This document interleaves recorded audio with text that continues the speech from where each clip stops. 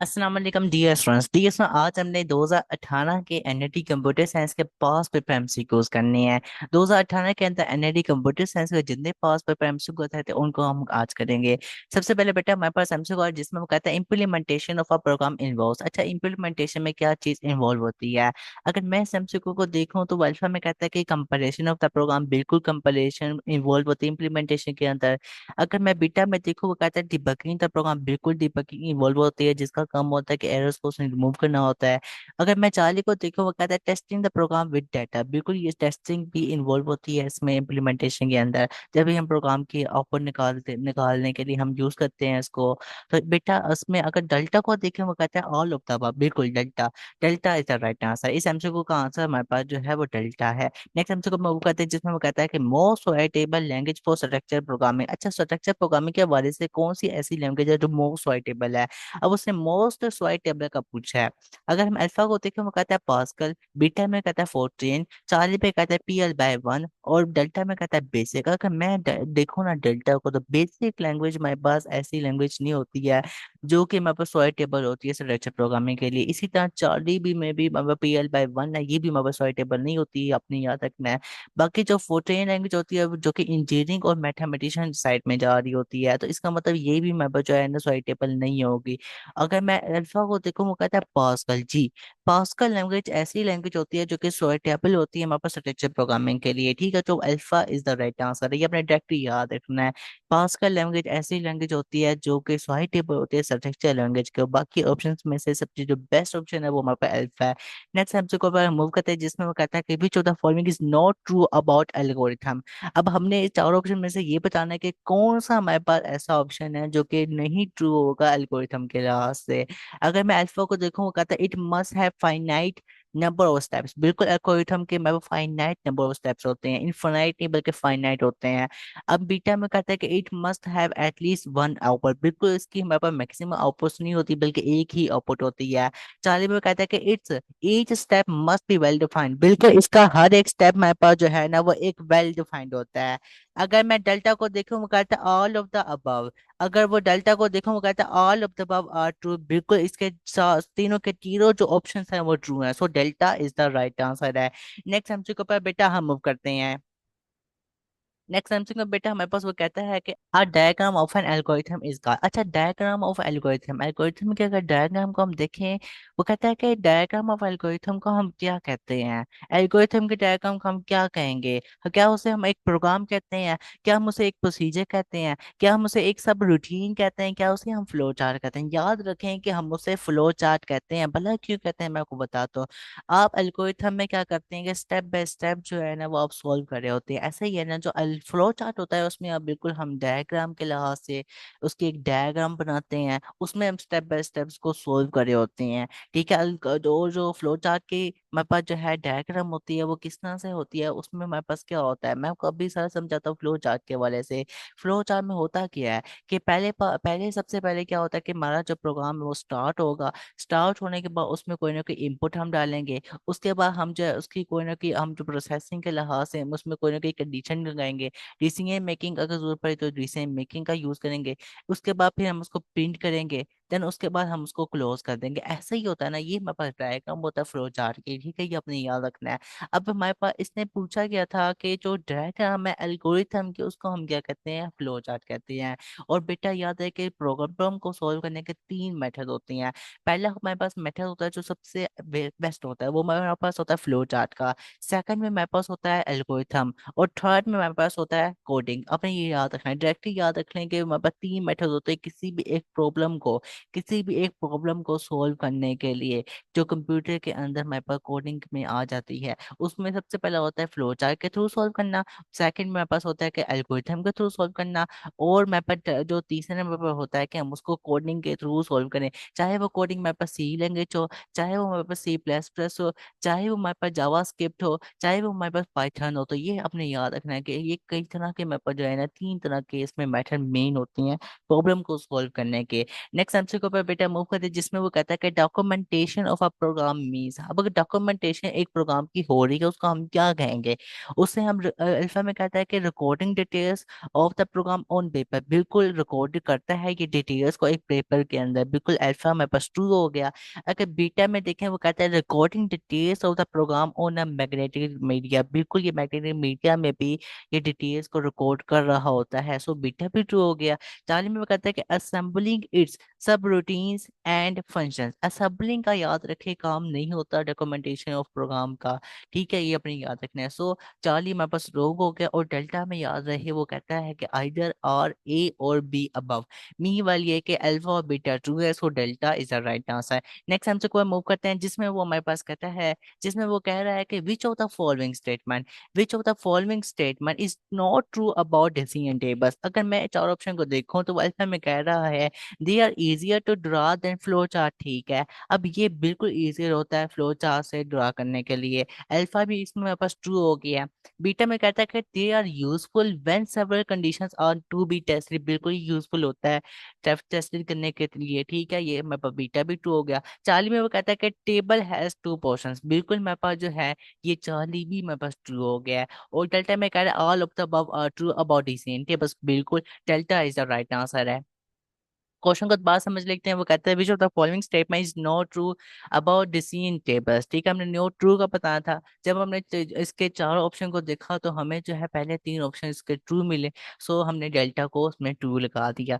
Next हमसे ऊपर move करते हैं, जिसमें हमारे पास वही कहता है कि अ कंसेप्चुअल एरर, वो कह रहा है कि अ कंसेप्चुअल एरर, काफी मजेदार एमसीक्यू वो कहता है a conceptual error in a program is a an, अच्छा कंसेप्चुअल एरर को हम क्या कहते हैं प्रोग्राम के अंदर? याद रहे कि हमारे पास जो है तीन तरह के मेन मेजर एरर्स हैं, तीन तरह के हमारे पास जो है मोस्ट पॉपुलर एरर्स हैं, वो अपनी याद रखने हैं। सबसे पहला हमारे पास एरर आ जाता है सिंटैक्स एरर, सबसे पहला सिंटैक्स एरर जो कि मोस्ट कॉमन होता है। और सेकंड में हमारे पास आ जाता है run time error, run time error भी मोस्ट कॉमन में आता है। और हमारे पास जो थर्ड में आता है हमारे पास ना लॉजिकल एरर, लॉजिकल एरर। अब हमारे पास जो है इसमें मैं आपको डिफरेंस बताता हूँ। अब थर्ड में मेरे पास आ जाता है लॉजिकल एरर, जो लॉजिकली मिस्टेक हो जाए प्रोग्रामर के थ्रू, ठीक है। अब मैं आपको बताता हूँ कि जो सिंटैक्स एरर होता है वो कैसा एरर होता है। सिंटैक्स एरर लाइक वाइज का प्रोग्राम लिख रहे हैं, उसमें आप जो है सेमी कोलन की मिस्टेक कर दें, सेमी कोलन का यूज ना करें, तो ये फिर आपका जो है ना, ये आपका जो है ना बन जाएगा लॉजिकल एरर के अंदर।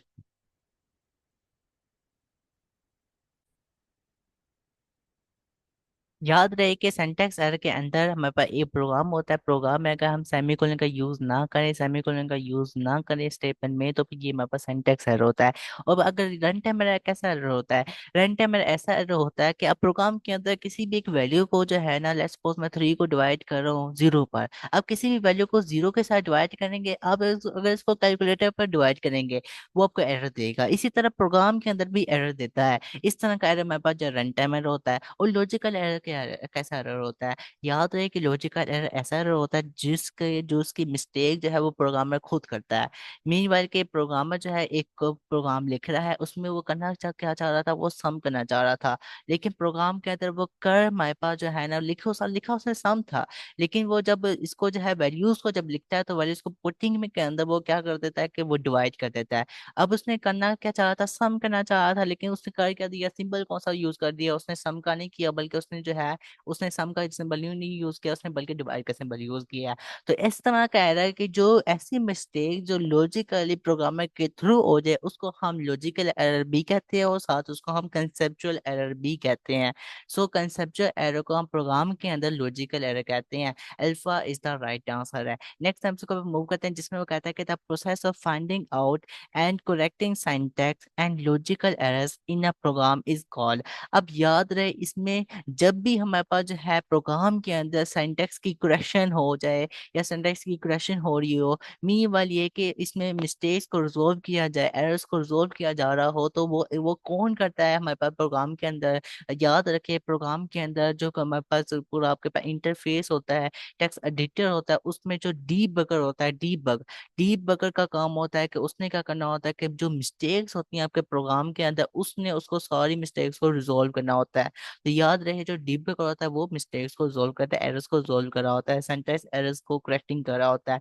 ठीक हो गया, तो वो हमारे पास डीबगर होता है। So Charlie is the right answer. Next answer को मूव करते हैं, जिसमें वो कहता है कि आप मॉड्यूल, जिसमें बेटा वो कह रहा है कि आप मॉड्यूल, ठीक है, इन अ स्ट्रक्चर प्रोग्राम। अब मॉड्यूल जो है स्ट्रक्चर प्रोग्राम के लिहाज से वो कहता है चार ऑप्शन में से बताएं कौन सा होगा। अब मॉड्यूल को हम देखें ना स्ट्रक्चर प्रोग्राम में, तो अल्फा में कह रहा है कि ये परफॉर्म करता है एक पार्टिकुलर फंक्शन, बिल्कुल मॉड्यूल परफॉर्म कर रहा होता है स्ट्रक्चर प्रोग्राम का पार्टिकुलर फंक्शन को। अल्फा ट्रू हो गया। बीटा में कहते हैं कि may be assigned a name, बिल्कुल ये ना एक नेम को असाइन कर देता है। बीटा भी ट्रू हो गया। चार्ली में कहता है कि मे फर्दर कंसिस्ट ऑफ सब मॉड्यूल्स, बिल्कुल ये काफी सारे सब मॉड्यूल्स को भी ये कंसिस्ट करता है। चार्ली भी ट्रू हो गया। और डेल्टा में कहता है all of the above, so delta is the right answer, क्योंकि सारे तीनों के तीनों हमारे पास ट्रू हो गया, so delta is the right answer. Next हमसे को मूव करते हैं, जिसमें हमारे पास वो कह रहा है कि प्रोग्राम, प्रोग्राम मेंटेनेंस मींस, अच्छा प्रोग्राम की मेंटेनेंस को हम क्या कहते हैं। अगर मेंटेनेंस को हम देखें ना, तो मेंटेनेंस में जहां तक मुझे समझ लगती है कि मेंटेनेंस में ये होगा कि हमने अपने प्रोग्राम में, या तो हमने अपने प्रोग्राम में एडिशन करनी है, क्या, या तो हमने प्रोग्राम में से कोई चीज निकालनी है, सब्ट्रैक्शन करनी है, या मी वाली कि हमने अपने प्रोग्राम में एक चेंजिंग करनी है। तो प्रोग्राम मेंटेनेंस में क्या होगा, मी वाली है कि चेंजिंग करना होगा, जो कि किसी भी ऑर्गेनाइजेशन के थ्रू हमें रिस्ट्रिक्शंस हो या रिक्वायरमेंट हो उसके मुताबिक। अब अल्फा में कहता है कि मेंटेनिंग का program exactly the way it was initially developed, बिल्कुल ये मेरे पास सिरे से ही जो है वो रॉन्ग हो गया है। अब बीटा में कहता है कि चेंजिंग का program due to changes in the organisation, बिल्कुल एक प्रोग्राम की चेंजिंग का होना वो मेंटेनेंस के अंदर आता है। जो मेंटेनेंस की मेरे पास कहता है कि मैं मेंटेन कर रहा हूँ खुद को, किस तरह से मेंटेन कर रहा हूँ कि मैं जरा थोड़ी सी चेंजिंग कर रहा हूँ। So beta is a right answer. Charlie में कहता है कि हमारे पास अडोप्टिंग एंड हमारे पास ऑल्टो कहता है न्यू प्रोग्राम, बिल्कुल ये एक नए प्रोग्राम को नहीं अडोप्ट करता, बल्कि जो प्रोग्राम एग्जिस्ट होता है उसी के में ही चेंजिंग करता है, उसी को ही बेहतर करता है।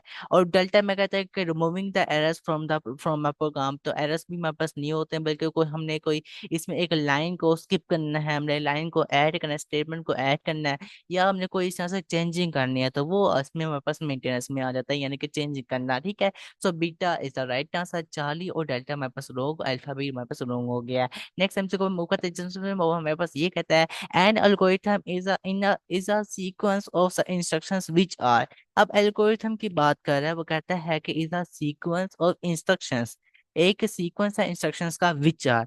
अब बताएं वो मेरे पास एग्जीक्यूटेबल होगा, एक एल्गोरिथम बिल्कुल एग्जीक्यूटेबल होगा, बिल्कुल ये एग्जीक्यूट करता है। और मुझे बताएं बेटा में कहता है फाइनाइट इन नंबर, बिल्कुल इसके नंबर्स मेरे पास फाइनाइट होते हैं, स्टेप इसके फाइनाइट होते हैं। बीटा भी ट्रू हो गया। चार्ली में कहता है कि capable of producing desired result, बिल्कुल ये एक डिजायर्ड रिजल्ट देता है, कैपेबल होता है, ये प्रोड्यूस कर सकता है। सो 40 पे मेरे पास ट्रू हो गया। अब डेल्टा में कहता है ऑल ऑफ द अब तो सारे ट्रू हो गए, मी वाले के delta is the right answer. Next हमसे को हम मूव करते हैं, जिसमें हमारे पास वही कह रहा है कि the process flow chart simple is, अच्छा तो हमारे पास जो है ना फ्लो चार्ट के अंदर, अब यहाँ पे मैं डायग्राम बनाने लगा फ्लो चार्ट की, इसको आपने बड़े ध्यान से देखना है। इसमें मैं आपको ना प्रोसेस का बताऊंगा कि प्रोसेस कहाँ पर यूज होता है, और प्रोसेस मेरे पास क्या होता है, वो क्या वो रेक्टेंगल होता है, क्या वो मेरे पास पैरेललोग्राम होता है, क्या वो मेरे पास डायमंड होता है। ठीक है, अब मैं आपको बताता हूँ। अब यहाँ पर मैं एक डायग्राम बनाने लगा हूँ, किसकी बनाने लगा हूँ मैं, फ्लो चार्ट की। एक फ्लो चार्ट की जो है ना, मैं फ्लो चार्ट की डायग्राम बनाने लगा हूँ। अब यहाँ पर देखें सबसे पहले क्या होता है कि हमारे पास पहले से पहले सबसे पहले प्रोग्राम जो है वो हमारे पास स्टार्ट होता है। अब ये स्टार्ट का केस है, ये हमारे पास जो है ना स्टार्ट का केस है, ये स्टार्ट का। उसके बाद कि हम नीचे मूव करते हैं, और नीचे मेरे पास आ जाता है इनपुट और आउटपुट, जिसका सिंबल मेरे पास ये होता है पैरेललोग्राम टाइप का। ये मेरे पास जो है ना, इसका जो है ना मेरे पास सिंबल होता है, ये आपने याद रखना है। ये किस सिंबल किस किस के लिए होता है, याद रखें कि ये मेरे पास इनपुट के लिए होता है, और ये मेरे पास जो है आउटपुट के लिए होता है। और ये ही मेरे पास सिंबल जो है ना, ये प्रिंट के लिए भी होता है, प्रिंट के लिए भी याद रखें। ठीक है, उसके बाद बेटा हमारे पास क्या आता है, प्रोसेसिंग आता है। और प्रोसेसिंग का सिंबल कौन सा होता है, रेक्टेंगल का होता है, जो कि हमारा एमसीक्यू था। जो प्रोसेसिंग का सिंबल होता है वो मेरे पास जो है रेक्टेंगल का होता है। मीनवाइल कि ये मेरे पास जो है इसमें हो क्या रहा है, बेसिकली इसमें प्रोसेसिंग हमारे पास हो रही है। इसमें मेरे पास जो मेन काम होता है रेक्टेंगल के अंदर, वो क्या होता है, प्रोसेसिंग करना। इसने प्रोसेसिंग करनी होती है। ठीक है, नेक्स्ट हमारे पास आ जाता है, नेक्स्ट हमारे हमारे पास प्रोसेसिंग के बाद हमारे पास आ जाता है, इसमें याद रहे, प्रिंट करना। तो प्रिंट करने के लिए कौन सा सिंबल यूज होता है, मैंने अभी आपको बताया था कि प्रिंट करने के लिए भी हमारे पास जो है ना पैरेललोग्राम का सिंबल जो है वो यूज होता है। अब हमारे पास जो है प्रोसेसिंग के बाद एक होता है डिसीजन मेकिंग। डिसीजन मेकिंग हमारे पास जो है उसका सिंबल कौन सा होता है, वो हमारे पास डायमंड की तरह का होता है। वो हमारे पास ना कुछ इस तरह करके ये डायमंड की तरह सिंबल होता है, वो डायमंड की तरह होता है। और जो डिसीजन मेकिंग का सिंबल यूज होता है वो क्यों यूज होता है, डिसीजन मेकिंग का सिंबल यूज तब होता है जब हमने इफ और एल्स का केस शो करवाना हो। अगर तो इफ एल्स का केस ना हो तो बिल्कुल ये सिंबल से हमारे पास जो है ना फ्लो चार्ट बनता है। अगर तो इफ एल्स का केस हमने कुछ दिखाना हो, शो करवाना हो, तो इफ एल्स का केस हो, मेन बार इस तरह का प्रोग्राम हो, तो डिसीजन मेकिंग भी यहाँ पर हमारे पास लगता है। और यहाँ पर कहाँ पर लगता है, प्रोसेस के बाद ही हमेशा लगता है, ठीक है।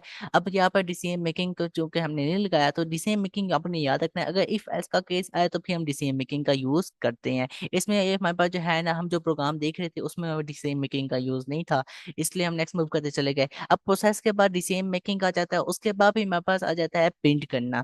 तो यहाँ पर हम प्रिंट करते हैं, और प्रिंट के लिए कौन सा हमारे पास सिंबल होता है, वो हमारे पास होता है, याद रहे, हमारे पास जो है पैरेललोग्राम का। उसके बाद फिर एंड करते हैं, और एंड का सिंबल भी हमारे पास ओवल का होता है, और स्टार का सिंबल भी हमारे पास ओवल का होता है। मैं इसको अब समराइज करने लगा हूँ, मैं इसको समराइज करने लगा हूँ। याद रखे, स्टार्ट और एंड का जो सिंबल होता है फ्लो चार्ट के अंदर वो ओवल का होता है। याद रहे, इनपुट आउटपुट और जो प्रिंट का सिंबल होता है वो हमारे पास पैरेललोग्राम होता है। प्रोसेस का सिंबल हमारे पास जो है वो हमारे पास रेक्टेंगल होता है। इसके अलावा डिसीजन मेकिंग का जो सिंबल होता है वो हमारे पास डायमंड की तरह होता है। जो डिसीजन मेकिंग होता है उसका जो सिंबल होता है वो हमारे पास डायमंड की तरह होता है। ये अब अपनी याद रखना है, ठीक है। अब उसका क्वेश्चन समझते हैं। क्वेश्चन में वो कहता है कि the process of flowchart symbol, वो the process of flowchart symbol is, आप याद रखें कि वो हमारे पास रेक्टेंगल होता है। इसी तरह से वो पूछ सकता है कि the process of, my part input symbol is, the processor end symbol is, the processor decision making symbol is, the processor my part जो है यानी कि इस तरह से करके मी वाल ये कि आपको से वो इस तरह से पूछ सकता है, या पूछ सकता है the input flow chart symbol is, the output flow chart symbol is, the print flow chart symbol is, the decision making flow chart symbol is. इस तरह से करके एमसीक्यू को आपको बन सकते हैं, ठीक है। नेक्स्ट एमसीक्यू को मूव करते हैं, जिसमें बेटा वो मेरे पास ये कहता है कि द बिल्डिंग ब्लॉक्स, वो कह रहा है कि the building blocks of a flow chart is are. अब बिल्डिंग ब्लॉक्स जो होते हैं फ्लो चार्ट के, उसको हम क्या कहते हैं, क्या उसको हम सीक्वेंसिंग ओनली कहते हैं, क्या हम उसको रेपिटेशन ओनली कहते हैं, क्या हम उसको सिलेक्शन ओनली कहते हैं, या उसको हम ऑल ऑफ द अबव कहते हैं। याद रखें, जो बिल्डिंग ब्लॉक्स होते हैं फ्लो चार्ट के, उसमें सीक्वेंसिंग भी आती है, उसमें रेपिटेशन भी आती है, उसमें सिलेक्शन भी आती है। So delta is the right answer है। नेक्स्ट एमसीक्यू को हम मूव करते हैं। नेक्स्ट एमसीक्यू हमारे पास वही कह रहा है कि the only two words one might see in an oval in a flow chart are. अच्छा, फ्लो चार्ट के अंदर जो ओवल का हमारे पास जो है यूजेस होता था, ओवल क्या काम करता था, ओवल मेरे पास क्या करता था, ओवल याद रखिए मेरे पास जो है ना, ये मेरे पास स्टार्ट करता था, और ये मेरे पास जो एंड करता था। अगर हम ऑप्शन में देखें ना, तो अल्फा में हमारे पास कहता है रीड एंड प्रिंट, ये मेरे पास नहीं होता इसका, तो बल्कि पैरेललोग्राम होता है, पैरेललोग्राम होता है। और अब मेरे पास जो है बीटा में कहता है बिगिन एंड एंड, बिल्कुल ये मेरे पास बीटा का राइट आंसर है। और 40 में कहता है and and stop, and and stop के लिए भी मेरे पास जो है ना, एंड एंड स्टॉप के लिए भी हमारे पास जो है ना ये ओवल का सिंबल यूज होता है। लेकिन ना हमारे पास जो बिगिन और एंड ज्यादा सूटेबल है, ठीक है। और चार डेल्टा में वो कहता है कि रीड एंड डाटा, तो ये हमारे पास वो नहीं है, ठीक है। चार भी हमारे पास रॉन्ग हो गया, अल्फा भी रॉन्ग है, beta is the right answer है। और नेक्स्ट एमसीक्यू में बेटा वो कहता है कि which statement is not common between structure and structure program. अच्छा, याद रखेंगे कौन सी ऐसी स्टेटमेंट है जो कि एक कॉमन नहीं होती है स्ट्रक्चर और अनस्ट्रक्चर प्रोग्राम के अंदर। याद रखें कि वो हमारे पास क्या वो गोटो होती है, क्या वो इफ होती है, क्या वो रीड होती है, क्या वो गो सब होती है। याद रखें वो गोटो होती है। गोटो हमारे पास जो है ना वो इतनी ज्यादा कॉमन नहीं होती है स्ट्रक्चर और अनस्ट्रक्चर प्रोग्राम के अंदर, ठीक है। आगे मूव करते हैं। नेक्स्ट हमसे को हमारे पास आया, जिसमें वो कहता है कि भी चौथा following is not a general convention in flow charting. अच्छा, बताएं इनमें से कौन से ऐसे जनरल कन्वेंशन नहीं होती है फ्लो चार्टिंग के लिहाज से। हमने चार ऑप्शन से बताना है कौन सा हमारे पास जो है वो जनरल कन्वेंशन में नहीं है फ्लो चार्टिंग के अंदर। अगर हम अल्फा को देखें, वो कहता है कि only one flow line should enter a process symbol, बिल्कुल ही हमारे पास ये प्रोसेस सिंबल को एंटर कर सकता है। इसके बाद बेटा में कहता है कि only one flow line should leave a process symbol, बिल्कुल ये लीव भी कर सकता है, एंटर भी कर सकता है, लीव भी कर सकता है प्रोसेस सिंबल को। और 40 में कहता है कि only one flow line should enter a decision symbol, बिल्कुल ये डिसीजन सिंबल को एंटर कर सकता है। डेल्टा में कहता है कि only one flow line should leave a decision symbol, ये लीव नहीं कर सकता, ठीक है। याद रहे, जो हमारा फ्लो लाइन होता है ना, वो हमारे पास लीव नहीं कर सकता डिसीजन सिंबल के थ्रू, जो आपने याद रखना है। So delta is the right answer है, जो कि उसने पूछा लिखा था कि नोट ट्रू बताएं, नोट इन जनरल कन्वेंशन बताए फ्लो चार्टिंग है, वो हमारे पास डेल्टा में है, जो कि हमारा फ्लो लाइन एक होता है वो लीव नहीं कर सकता डिसेंट सिंबल से, डायरेक्टली याद रखें। नेक्स्ट हमसे को हमारे पास आ रहा है, नेक्स्ट हमसे को हमारे पास वही कह रहा है कि एल्गोरिथम मींस मतलब क्या होता है एल्गोरिथम का। अल्फा में कह रहा है कि taking algorithm of all the mathematical quantities in a program, बिल्कुल ये लोगारिथम को टेकिंग नहीं करता है, ठीक है, अल्फा हमारे पास रूम हो गया है, ठीक है। बीटा में कहता है कि सॉल्विंग का problem with well defined procedures based on mathematical formulas, बिल्कुल यही तो हमारे पास की डेफिनेशन है एल्गोरिथम की। तो याद रखें कि ये हमारे पास सॉल्व कराता है मैथमेटिकल प्रॉब्लम्स को, मीन के प्रॉब्लम को सॉल्व कराता है एक वेल डिफाइंड वे में, और जो उसके बाद मैथमेटिकल फॉर्मूलाज का यूज करते हुए, ठीक है, स्टेप्स के फॉर्म में हम उसको लिखते हैं एल्गोरिथम को, ठीक है। तो beta is the right answer. 40 में कहता है कि processing of data bye computer in a arithmetic मेरे पास जो है ना फैशन, ये नहीं मेरे पास रॉन्ग होगा, प्रोसेस नहीं करेगा इस तरह से, ठीक है। और डेल्टा में कहते हैं सॉल्विंग का problem with the help of a computer, बिल्कुल ये हेल्प नहीं लेता,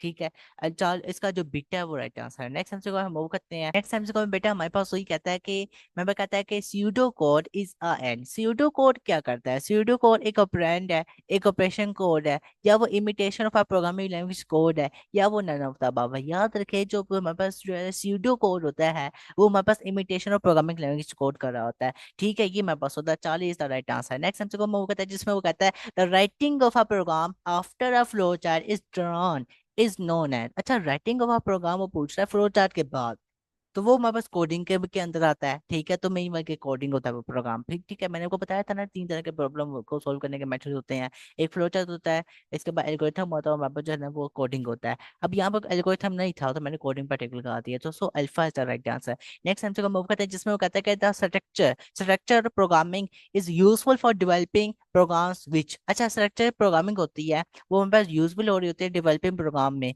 विच किस्म के अंदर, हमारे पास क्या करती है ये, वो कहता है आर एरर फ्री, ये एक एरर फ्री होती है। बीटा में कहता है टेक लेस डेवलपमेंट टाइम, ये क्या एक डेवलपमेंट टाइम लेस लेती है। और 40 में कहता है कि आर मोर अंडरस्टैंडेबल, क्या ये ज्यादा अंडरस्टैंडेबल होती है, बिल्कुल ये हमारे पास तीनों की तीनों फैसिलिटी इसमें होती है, जो कि हमारे पास तीनों पहले तीनों ऑप्शन में मौजूद होती है। So delta is the right answer all of the above. Next MCQ हम मूव करते हैं, जो कि हमारे पास लास्ट एमसीक्यू है उसको हम देख लेते हैं। वो हमारे पास कहता है क्या है, वो कहता है a parallelogram in a flowchart may have the following two words, अच्छा थी पैरेललोग्राम का क्या हमारे पास पर्पस होता था, याद रहे पैरेललोग्राम का हमारे पास जो है फ्लो चार्ट के अंदर क्या पर्पस होता था। पैरेललोग्राम के अंदर हमारे पास जो है फ्लो चार्ट के अंदर पैरेललोग्राम का जो पर्पस होता था वो हमारे पास इनपुट और आउटपुट को लिखना होता था, देन उसके बाद हमारे पास प्रिंट को करवाना होता था, ठीक है। देन उसके बाद उसको प्रिंट करवाना होता था, या उसका एक और पर्पस होता है रीड करना, ये रीड भी कर सकता है। अगर मैं अल्फा को देखूँ वो कहता है रीड एंड प्रिंट, बिल्कुल अल्फा ही तो उसका ट्रू है, alpha is the right answer. Beta में कहता है कि रीड एंड इनपुट, ये मेरे पास नहीं होगा। और इसके अलावा वो कहता है बिगिंग एंड एंड, ये भी नहीं होगा। और डेल्टा में कहता है कि फोर एंड नेक्स्ट, ये भी नहीं होगा। सो जो बेस्ट है ना वो अल्फा में मौजूद है, alpha is the right answer. ये बेटा मैंने आपको जो है ना 2018 के जितने भी पास पेपर एमसीक्यूज आए थे एनईटी कंप्यूटर साइंस के हवाले से वो सारे के सारे मैंने आपको करवा दिए हैं।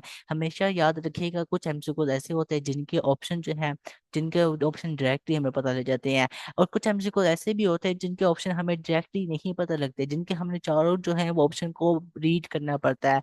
लेट्स सपोज कि हमने 20 एमसीक्यू पर देखा, इसमें भी हमने जब चारों ऑप्शन को देखा तो हमें बेस्ट ऑप्शन मिला। इसी तरह से बेटा काफी एमसीक्यू ऐसे होते हैं, तभी जब भी आपके पास एंटी टेस्ट का एमसीक्यू आए उसको अपने लास्ट में अच्छे तरीके से उसकी स्टेटमेंट को रीड करना है, स्टेटमेंट को समझना है, उसके बाद चारों ऑप्शंस को अच्छे तरीके से अपने रीड करना है, और जो बेस्ट ऑप्शन होगा उस पर आपने टिक लगाया करना है।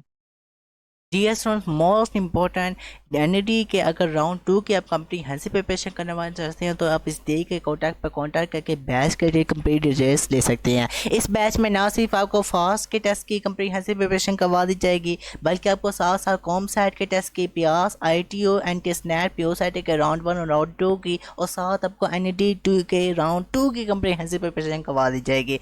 डियर स्टूडेंट्स, अगर आप इस बैच में एनरोल होना चाहते हैं तो इस डे के कॉन्टैक्ट पर कॉन्टैक्ट करके आप बैच के कंप्लीट डिटेल्स ले सकते हैं। अपना ख्याल रखिएगा, दुआ में याद रखिएगा। Very best of luck. अस्सलाम वालेकुम। इसी वीडियो के डिस्क्रिप्शन में व्हाट्सअप चैनल का लिंक दे दिया गया है, उस चैनल को आपने लाजमी तौर पर फॉलो करना है ताकि आने वाली लेटेस्ट अपडेट्स यूनिवर्सिटीज़ के रिलेटेड आपको फौरी तौर पर मिल जाए। अपना ख्याल रखिएगा, दुआ में याद रखिएगा। Very best of luck. अस्सलाम वालेकुम।